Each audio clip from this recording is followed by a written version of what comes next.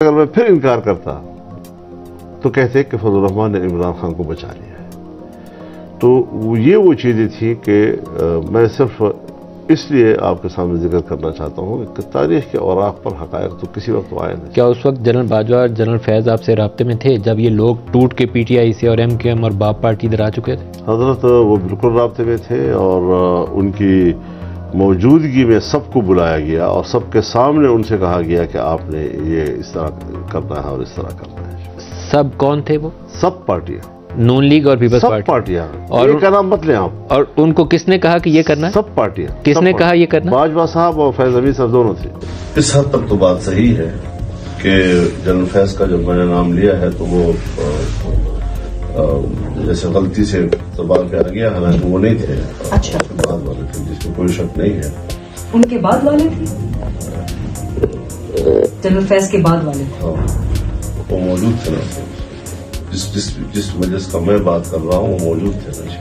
مولانا صاحب یہ بہت بڑی بات ہے، بڑی ہو یا چھوٹی ہو، میں جنرل فیض کو، جنرل باجوہ کو اور اس کے پورے رجیم کو 2018 کے انتخابات کے دھاندلی کا ذمہ دار سمجھتا ہوں۔ السلام علیکم۔ مولانا فضل الرحمان کا اپنے ہینڈلرز کے نام لینا اور بظاہر سچ بولنا دراصل ایک غصے کا اظہار ہے۔ انہیں وہ غصہ اور غم اور ملال اس بات پر ہے کہ انہیں الیکشن میں کوئی کامیابی نہیں ملی یا نہیں دلائی گئی۔ انہیں الیکشن تک PDM میں استعمال کر کے دودھ میں سے مکھی کی طرح نکال کر پھینک دیا گیا۔ میرا ہمیشہ سے یہ ماننا ہے کہ یہ وہ لوگ ہیں جن کے نزدیک ایمان کی کوئی حیثیت نہیں اور وہ جب چاہیں اپنے ایمان کی قیمت لگا کر دنیاوی فائدے سمیٹ لیتے ہیں۔ یہ بات بالکل ایسے ہی ہے جیسا کہ وطن کے دفاع کار اپنی چوری اور کرپشن کے لیے اپنی ماں کو بیچ دیتے ہیں اور سیاستدان اپنے لالچ کے لیے آئین، قانون اور قوم کو۔ اگر اس وقت مولانا KP میں الیکشن میں کوئی قابل ذکر کامیابی لے چکے ہوتے یا نام نہاد مخلوط حکومت میں اتنے قابل قدر ہوتے کہ اپنی حیثیت منوا سکتے یا سودے بازی کر سکتے تو کیا یہ ممکن تھا کہ وہ عمران خان کے خلاف ووٹ آف نو کانفیڈنس کی تحریک کے پس پردہ کرداروں کا کھل کر ذکر کرتے؟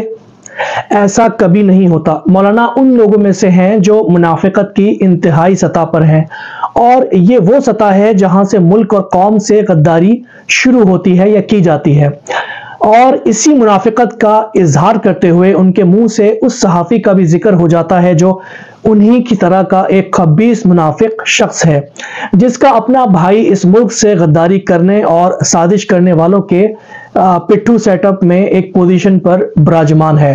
یہ کیا جو میں کہہ رہا ہوں یہ آپ لوگوں کو پتہ نہیں ہے؟ کل آپ کتابیں لکھیں گے، صحافی لوگ پھر بعد میں کتابیں لکھتے ہیں نا جی، پھر اس میں آپ لکھیں گے کہ ہمیں یہ بھی پتہ تھا، یہ بھی پتہ تھا، یہ بھی پتہ تھا۔ آپ لوگ خود تو روزانہ سنسنی پر پھیلاتے رہتے ہیں۔ ایک سینئر صحافی جو ہے اسٹیج پہ کھڑے ہو کر پتہ نہیں بھولی بسری کوئی کہانی لے آتا ہے اور پھر جناب یہ کریڈٹ لیتا ہے، پہلی مرتبہ ایک انکشاف ہو گیا۔ ہمارے انٹرویو میں بھی یہی ہوتا ہے روزانہ۔ انٹرویو کے دوران مولانا کی باڈی لینگویج یا چہرے سے صاف ظاہر ہے کہ وہ ضمیر کی چبھن، ضمیر کی خلش میں مبتلا ہیں۔ ان کے گرے ہوئے کندھے اس بات کے غماز ہیں کہ ان پر اپنے کیے ہوئے اعمال کا بوجھ ہے جسے وہ اٹھا نہیں سکتے۔ ہینڈلرز کا ٹھینگا دکھانے اور اپنی جماعت کے شدید نقصان نے مولانا کو تھکاوٹ اور احساس سے ندامت میں مبتلا کر دیا ہے، اور یہ وہ تنہائی ہے جس میں کچھ عرصہ رہ کر مولانا کو اتنا احساس اور سمجھنے کا موقع مل سکا ہے کہ دنیا کے چند ٹکوں کے فائدے اور ڈراوے دھمکانے میں آ کر انہوں نے اس ملک کے لوگوں پر کتنا ظلم عظیم کیا ہے۔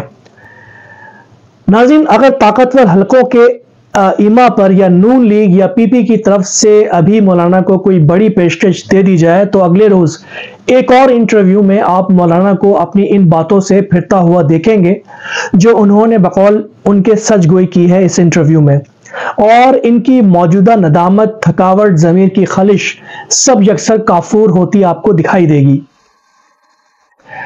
اب رہی بات عمران خان کی جانب سے مولانا کے ساتھ کسی بھی قسم کا اتحاد یا اشتراک سیاسی طور پر یا تکنیکی طور پر جائز ہوگا یا نہیں؟ تو اس پر میرا جواب ہے کہ عمران خان یہاں ایک بڑی غلطی کرنے جا رہے ہیں۔ عمران خان نے 25 سال رہ کر سیاست کے نشیب و فراز سیکھے اور ایک پارٹی کو عروج پر پہنچا دیا، قوم کو شعور دیا۔ اب عمران خان کو چاہیے کہ وہ اپنی قوم پر اعتبار کریں جس نے انہیں یہاں تک پہنچا دیا ہے۔ وہ سانپوں کی پہچان بھی کرنا سیکھ لیں اور قول رسول کا یہ فرمان یاد رکھیں کہ مسلمان ایک سوراخ سے 2 بار نہیں ڈسا جاتا۔ مولانا عمران خان کے خلاف سازش کا حصہ بنے اور ان کی حکومت کے دوران احتجاج کر کے سیاسی بحران پیدا کرنے میں وطن دشمن غداروں کی مدد کی۔ سوال یہ ہے کہ اس وقت ان کا ایمان کہاں تھا؟ کیا اس وقت وہ مسلمان نہیں تھے؟ کیا وہ اس وقت قرآن کے پیغام سے، سنت رسول کی رہنمائی سے غافل تھے، معصوم تھے یا غفلت میں تھے؟ ان میں سے کوئی بھی وجہ ہو، ایک بات اٹل ہے کہ اس وقت انہوں نے اپنے ایمان کو پس پشت ڈال دیا تھا۔ تو جو شخص ذرا سی تکلیف، ذرا سے لالچ، ذرا سے ڈراوے اور دھمکاوے یا نقصان کے خدشے سے اپنے ایمان سے روگردانی کر جائے، اس سے پھر جائے، یہ اس شخص کی ایمانداری یا سچگوئی کی کیا حیثیت ہوگی؟ یقینی بات ہے کہ ایسا شخص قطعاً بھروسے کے لائق نہیں۔ اگر عمران خان زیادہ بہتر سمجھتے ہیں کہ ان کی پارٹی کے نمائندے مولانا سے اشتراک کر کے کوئی کایا پلٹ تبدیلی لا سکتے ہیں تو چلو مان لیتے ہیں، تسلیم کر لیتے ہیں، لیکن کم از کم عمران خان کو اتنا ضرور کرنا چاہیے کہ انہیں مولانا کے لیے کسی قسم کے جذباتی اظہار سے گریز کرنا چاہیے، کیونکہ قوم مولانا کو بہت اچھی طرح جانتی ہے، کیونکہ مولانا کا سیاسی کیریئر 4 اشروں پر محیط ہے اور اگر کھنگالا جائے تو اس دوران ایمان فروشی کی داستان بڑی طویل نکلے گی۔